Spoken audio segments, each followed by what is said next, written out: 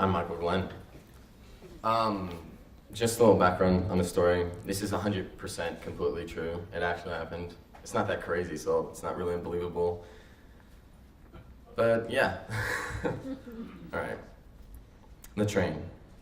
It was becoming very dark. The air was cold. Winter was approaching quickly. I stood on the above-ground Blue Line platform, practically freezing to death. Emily was off to the side with James. She was the shortest of all of us. Hair was bright, a bleached blonde look, and her outfit was ridiculously cat-eccentric. Then there was Claire. She was much taller than Emily, and much prettier. Her hair was dark brown with blue highlights in her bangs. I was taller than all of them. Doors open. Claire yelled simultaneously with the train's overcom. This was something she always did, and it was kind of cute. We all walked onto the caboose of the train.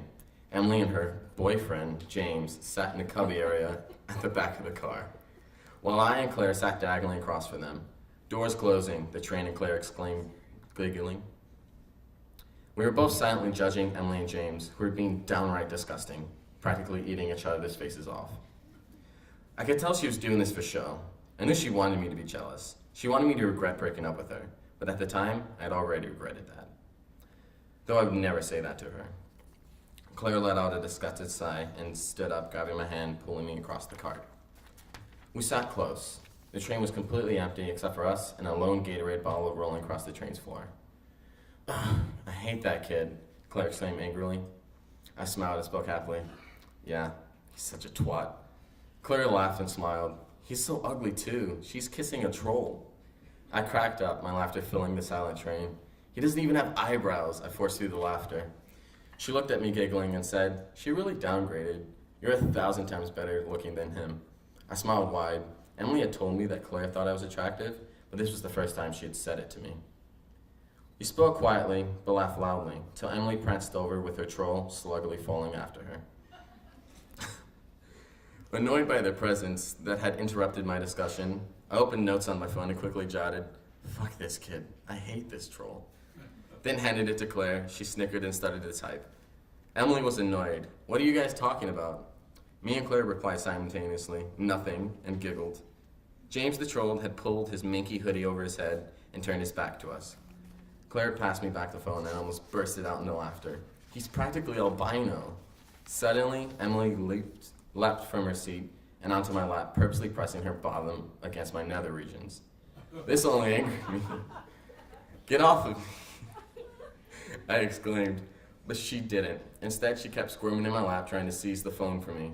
Though she was trying to get my phone, she made it very obvious, to me at least, that something more was going on. I mean, she was practically giving me a lap dance.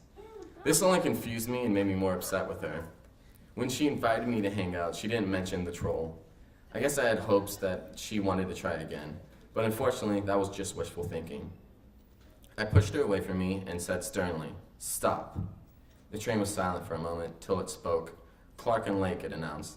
This is our stop, Claire said, relieved. We gathered our things and James sat up, but was slouched so we could not see his face. Me and Claire and Emily started away to the door and stood in front waiting for it to open. Doors open, Claire and the train said. I laughed and walked onto the platform with her. James started his way towards the door slowly, and then we were all on the platform. Doors closing, said both Claire and the train.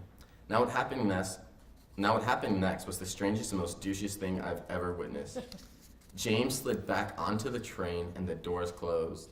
He walked back to his seat and sat down. James, Emily screamed, and the train was gone. Now it was just us three, standing on the empty Clark and Lake platform, us in the wind.